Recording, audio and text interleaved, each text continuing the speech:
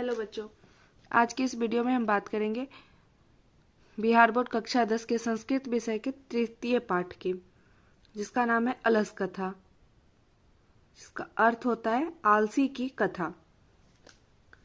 अयं पाठ विद्यापतिकृतस्य कथाग्रन्थस्य पुरुषपरिच्छेति नामकस्य अंश विशेषो वर्तते।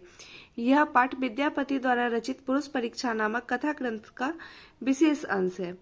पुरुष परीक्षा सरल संस्कृत भाषायां कथारूपेण विभिन्नानां मानव गुणानां महत्वं वर्णयति।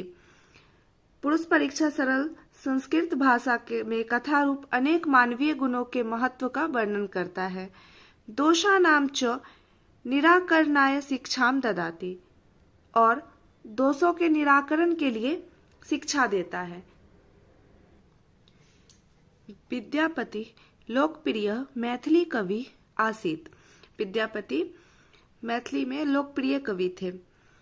अपि च बहुनां संस्कृत ग्रंथानां निर्मातापि विद्यापतिरसीत् इति तस्य विशिष्टता संस्कृत विषये अपि प्रभुता अस्ति।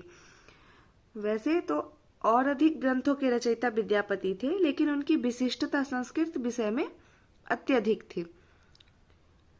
प्रस्तुते पाठे आलस्य नामकस्य दोषस्य निरूपणे व्यंग्यात्मिका कथा प्रस्तुतता विद्यते।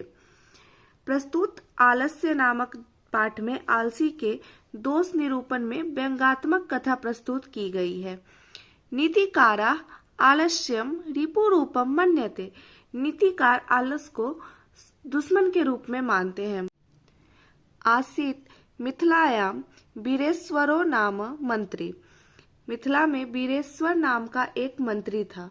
स च स्वभावत दानशील करुणिकश्च सर्वे भयो दुर्गते भयो नाथे भयश्च प्रत्यमीक्षा भोजनम दाप्यति। वह स्वभाव से दानी, दयावान तथा वह सभी संकटग्रस्तों और अनाथ लोगों को प्रतिदिन उनकी इच्छा अनुसार भोजन देता था। तन्मध्य से भयो पेन्न वस्त्रे दाप्यति।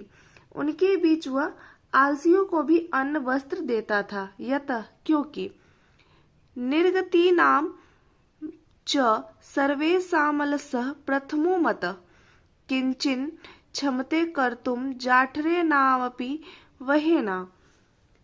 इसका अर्थ हुआ कि सभी दुखियों और आलसियों का प्रथम सिद्धांत भूखे रहना तो अच्छा है, लेकिन पेट की भूख मिटाने के लिए कुछ प्रयास कर नहीं सकते। ततो अलस पुरुषाणां तत्तृष्ट लाभं श्रुत्वा वह वस्तुन्द परिमिर्जास्त्रत वर्तुली बभूवुः यतः।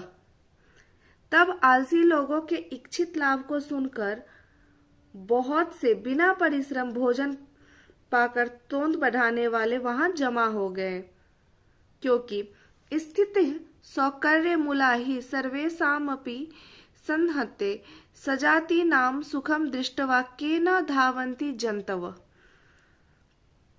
जहाँ सारा सुविधा मिलता हो, सुविधा सुखों का मूल संगठन हो, ऐसे कौन प्राणी है जो अपनी जाति का सुख देखकर न दौड़ता हो।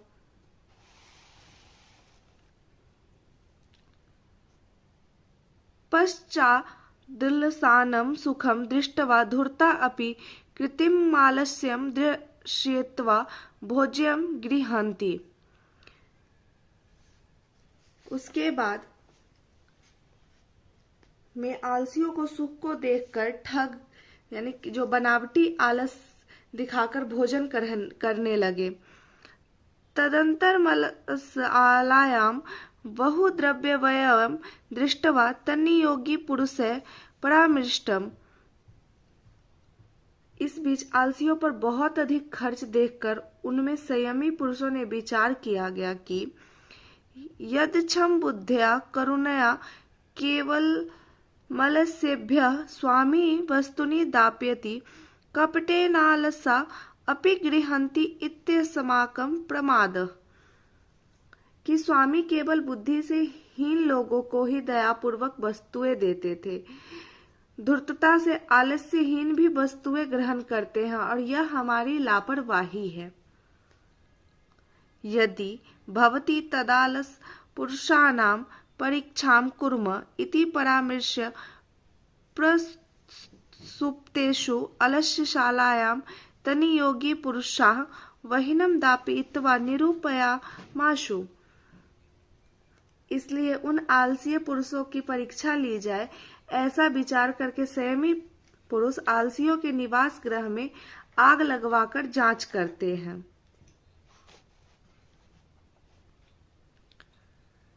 ततो गृहलग्नं प्रविद्धमग्निं दृष्ट्वा धूर्ता सर्वे पलायिता।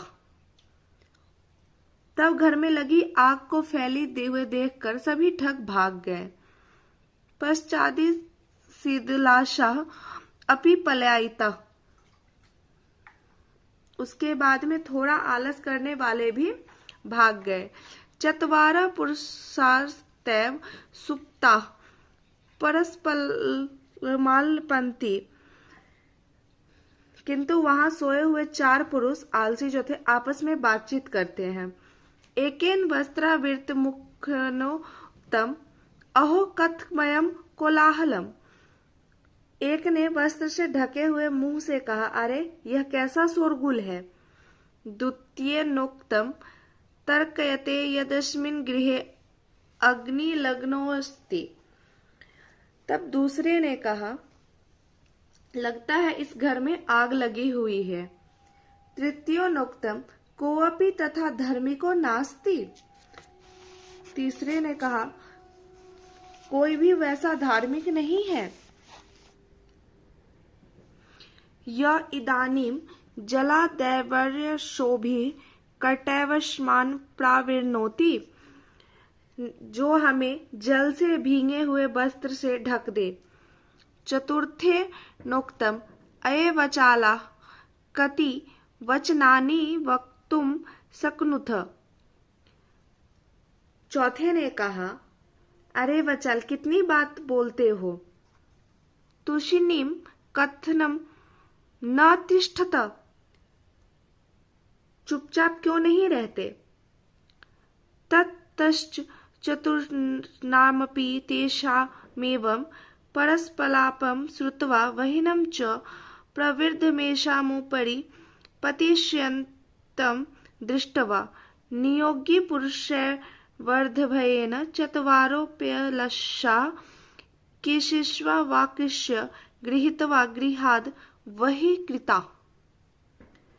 तब चारों का आपसी वार्तालाप सुनकर और उनके ऊपर फैली हुई आग को देखकर जो संयमी पुरुषों ने मृत्यु होने के भय से चारों आलसियों के बाल पकड़कर खींचते हुए बाहर निकाला। पश्चात्तानालोक्य तैरनी योगी भी पठितम। तब उन्हें इस प्रकार देखकर संयमियों द्वारा पढ़ा गया, पतिरेव गतिः स्त्रीणां बालानां जननी गति नलसानां गति काचिल्लोके करुणिकं विना। पति ही स्त्रियों का रक्षक होता है, माँ ही बच्चों की रक्षक होती है, लेकिन आलसियों का रक्षक दयावान पुरुष के अलावा दुनिया में कोई नहीं होता। पश्चातेषु चतुर्वर्लेषु ततोप्यधिकतरं वस्तु मंत्री दाप्यामाश। इसके बाद में चारों आलसियों को और अधिक वस्तुएं मंत्री ने दिलवाई।